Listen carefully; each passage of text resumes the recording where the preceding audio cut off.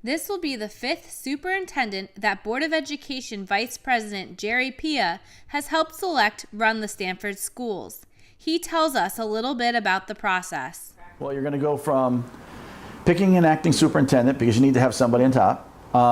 Most likely we're going to get Dr. Hamilton some help, so that's the second choice, second thing we have to do that has to do with the superintendent search. Sometime in September we're going to start focus groups, so you're going to start figuring out which groups are going to be involved, how many people from each group, and you're going to have a lot of people involved.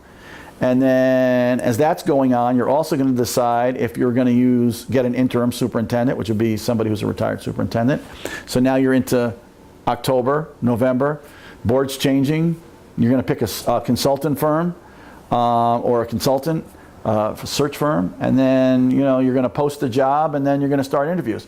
So everything's open until you get to consultants. As soon as you get the consultants and people are interviewing, that part of the process is anonymous, so that people are searching and their jobs are not made aware to their community. Like, oh my God, my superintendent's looking for a job.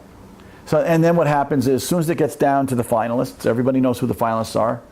And there's going to be interaction with the community again. Pick this person, pick that person. It's nice to have that, to have some more input from the general public. You don't always do it that way, but I think it's a good idea. And then you pick a superintendent who's going to start July 1st next year. Pia says experience is the characteristic he considers to be most important when picking a new superintendent. To me, that's the key. You gotta be.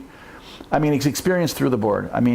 Picking a superintendent that's been in the classroom as a teacher, who's been a building principal, been on central staff, and been a superintendent. I think if that's a real win-win situation. That's really important to me.